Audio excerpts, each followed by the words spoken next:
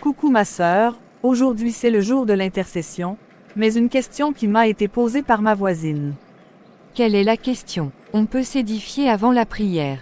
L'assurance du salut est-elle un prétexte pour continuer à pécher? L'objection la plus courante à la doctrine de l'assurance du salut est qu'elle permettrait de vivre n'importe quelle vie, tout en étant sauvé. Une personne qui a réellement été rachetée par Jésus-Christ ne peut plus vivre continuellement et consciemment dans le péché. Nous devons distinguer le salut de la vie chrétienne. La Bible dit clairement que nous sommes sauvés par la grâce par le moyen de la foi, en Jésus-Christ seul. Jean 3 verset 16 LSG, 16, car Dieu a tant aimé le monde qu'il a donné son Fils unique, afin que quiconque croit en lui ne périsse point, mais qu'il ait la vie éternelle. Éphésiens 2 versets 8 à 9 LSG, 8, car c'est par la grâce que vous êtes sauvés, par le moyen de la foi. Et cela ne vient pas de vous, c'est le don de Dieu. 9. Ce n'est point par les œuvres, afin que personne ne se glorifie.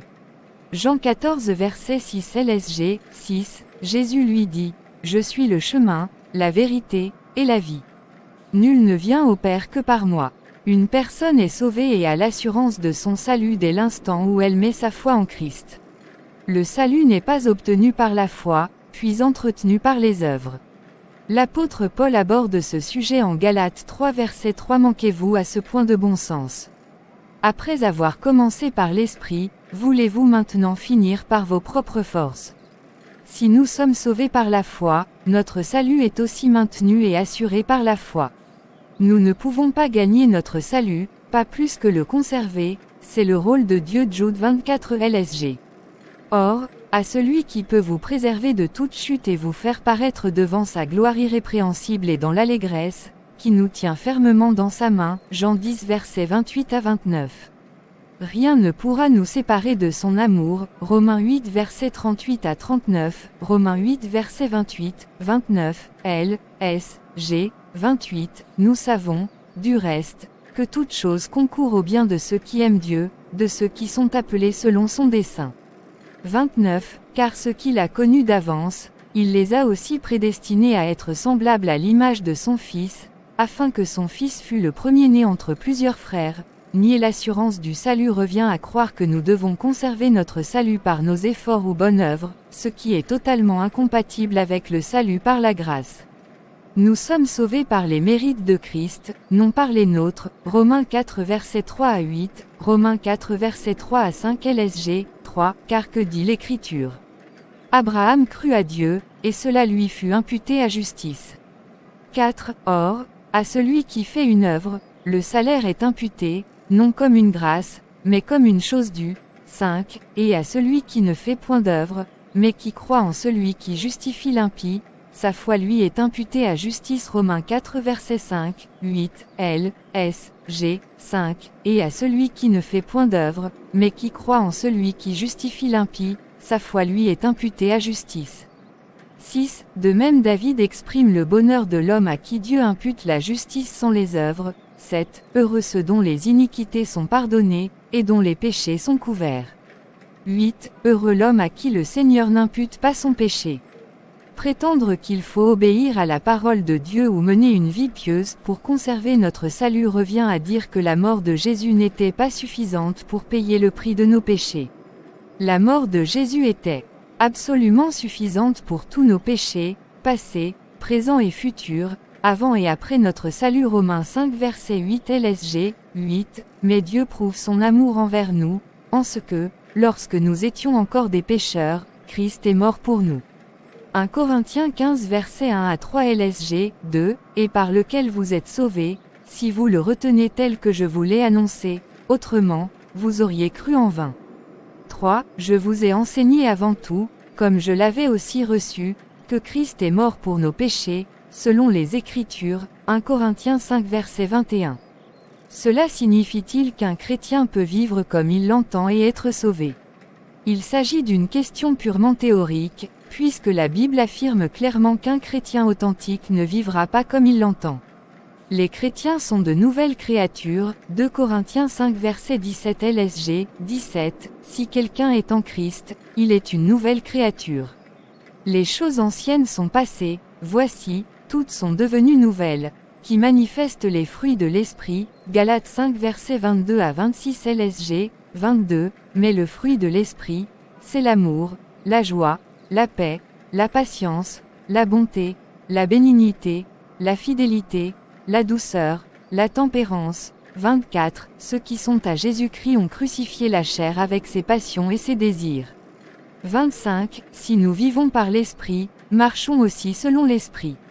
26, ne cherchons pas une vaine gloire, en nous provoquant les uns les autres, en nous portant envie les uns aux autres, non les œuvres de la chair. Galates 5,19 à 21. 1 Jean 3,6 à 9 dit clairement qu'un chrétien authentique ne peut continuer à vivre dans le péché. L'apôtre Paul répond à l'accusation que la grâce encourage à pécher. Que dirons-nous donc? Allons-nous persister dans le péché afin que la grâce se multiplie? Certainement pas. Nous qui sommes morts pour le péché, comment pourrions-nous encore vivre dans le péché? Romains 6 versets 1 à 2 LSG, 1, que dirons-nous donc? Demeurerions-nous dans le péché, afin que la grâce abonde?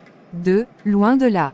Nous qui sommes morts au péché, comment vivrions-nous encore dans le péché? Du salut n'est pas un prétexte pour continuer à pécher, mais plutôt l'assurance que Dieu aimera toujours ceux qui se confient en Christ. Si nous connaissons et comprenons l'extraordinaire don du salut de Dieu, nous ne pouvons plus continuer à pécher. Qui pourrait, en pleine connaissance du prix que Jésus-Christ a payé pour nous, continuer à vivre dans le péché? Romains 6 versets 15 à 23. Romains 6h15-23 LSG, 15. Quoi donc? Pécherions-nous, parce que nous sommes, non sous la loi, mais sous la grâce? Loin de là. 16. Ne savez-vous pas qu'en vous livrant à quelqu'un comme esclave pour lui obéir, vous êtes esclave de celui à qui vous obéissez, soit du péché qui conduit à la mort, soit de l'obéissance qui conduit à la justice? 17. Mais grâce soit rendue à Dieu de ce que, après avoir été esclave du péché, vous avez obéi de cœur à la règle de doctrine dans laquelle vous avez été instruits. 18. Ayant été affranchis du péché, vous êtes devenus esclaves de la justice. 19. Je parle à la manière des hommes, à cause de la faiblesse de votre chair. De même donc que vous avez livré vos membres comme esclaves à l'impureté et à l'iniquité, pour arriver à l'iniquité, ainsi maintenant livrez vos membres comme esclaves à la justice, pour arriver à la sainteté. 20. Car, lorsque vous étiez esclaves du péché, vous étiez libres à l'égard de la justice. 21. Quels fruits portiez-vous alors? Des fruits dont vous rougissez aujourd'hui. Car la fin de ces choses, c'est la mort. 22. Mais maintenant, étant affranchis du péché et devenus esclaves de Dieu, vous avez pour fruit la sainteté et pour fin la vie éternelle. 23. Car le salaire du péché, c'est la mort, mais le don gratuit de Dieu, c'est la vie éternelle en Jésus-Christ notre Seigneur. Comment quelqu'un qui comprend l'amour inconditionnel et garanti de Dieu pour les croyants pourrait-il rejeter cet amour? Une telle personne ne témoigne pas du fait que son assurance du salut est pour elle un prétexte pour continuer à pécher, mais plutôt qu'elle n'a jamais véritablement fait l'expérience du salut en Jésus-Christ. Ce qui demeure en lui ne pêche pas. Si quelqu'un pêche, il ne l'a pas vu et ne l'a pas connu. 1 Jean 3 à 6 LSG, 6, quiconque demeure en lui ne pêche point, quiconque pêche ne l'a pas vu, et ne l'a pas connu. Ce soir c'est la sœur Léa qui conduit l'intercession. Shalom frères et sœurs. Shalom à toi aussi. Aujourd'hui nous allons essayer d'expliquer qu'est-ce que la prière d'intercession. La prière d'intercession, c'est tout simplement la prière pour les autres. La figure du médiateur par la prière était courante dans l'Ancien Testament, avec notamment Abraham, Moïse, David, Samuel, Ézéchia, Élie, Jérémie, Ézéchiel et Daniel. Le Nouveau Testament présente Christ comme l'intercesseur ultime. Par conséquent, toute prière chrétienne devient une prière d'intercession, puisqu'elle est offerte à Dieu par lui. Jésus a détruit la barrière qui nous séparait de Dieu en mourant sur la croix.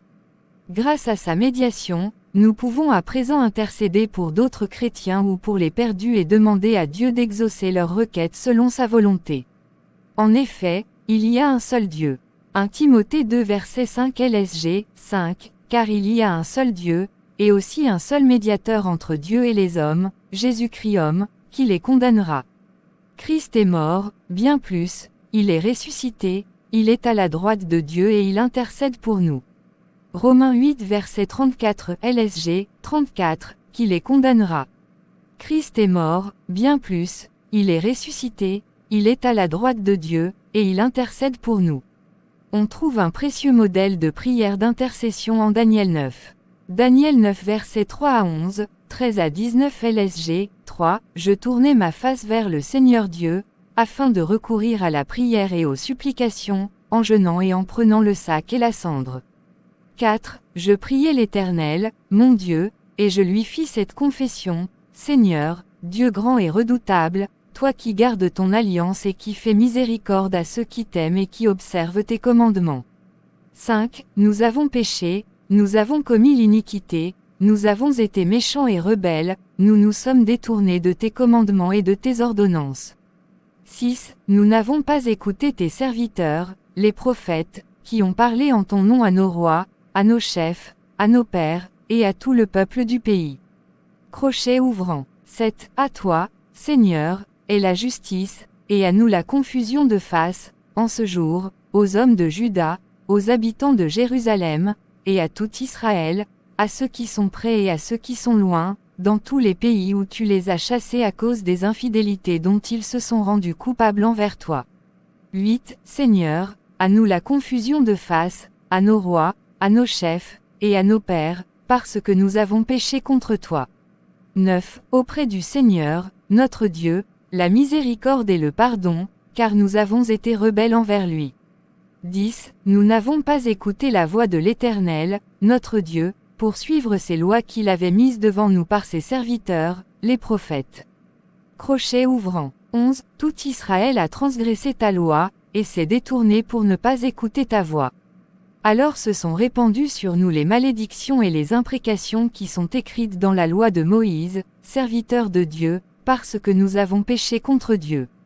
13. Comme cela est écrit dans la loi de Moïse, toute cette calamité est venue sur nous, et nous n'avons pas imploré l'Éternel, notre Dieu, nous ne nous sommes pas détournés de nos iniquités, nous n'avons pas été attentifs à ta vérité. 14. L'Éternel a veillé sur cette calamité, et l'a fait venir sur nous, car l'Éternel, notre Dieu, est juste dans toutes les choses qu'il a faites, mais nous n'avons pas écouté sa voix. 15. Et maintenant, Seigneur, notre Dieu, toi qui as fait sortir ton peuple du pays d'Égypte par ta main puissante, et qui t'es fait un nom comme il l'est aujourd'hui, nous avons péché, nous avons commis l'iniquité. 16. Seigneur, selon ta grande miséricorde, que ta colère et ta fureur se détournent de ta ville de Jérusalem, de ta montagne sainte, car, à cause de nos péchés et des iniquités de nos pères, Jérusalem et ton peuple sont en opprobre à tous ceux qui nous entourent. 17. Maintenant donc, ô notre Dieu, écoute la prière et les supplications de ton serviteur, et, pour l'amour du Seigneur, fais briller ta face sur ton sanctuaire dévasté. 18. Mon Dieu, prête l'oreille et écoute. Ouvre les yeux et regarde nos ruines, regarde la ville sur laquelle ton nom est invoqué. Car ce n'est pas à cause de notre justice que nous te présentons nos supplications, c'est à cause de tes grandes compassions. 19. Seigneur, écoute. Seigneur, pardonne. Seigneur, sois attentif. Agis et ne tarde pas, par amour pour toi, ô mon Dieu. Car ton nom est invoqué sur ta ville et sur ton peuple. Qui comprend tous les éléments de la prière d'intercession, elle est faite en réponse à la parole de Dieu, verset 2, se caractérise par la ferveur, verset 3, et l'abnégation, verset 4, s'identifie au peuple de Dieu d'une manière totalement désintéressée, verset 5, est intensifiée par la confession, versets 5 à 15. Après une courte exhortation sur l'intercession, Léa, Marie et le groupe adoraient et louent le Seigneur. Puis l'intercession commence. Merci pour votre attention. C'est tout pour cette vidéo. Veuillez like, partager autour de vous. Activez la cloche de notification pour ne manquer aucune de nos vidéos. Demeurez bénis au nom de Jésus-Christ.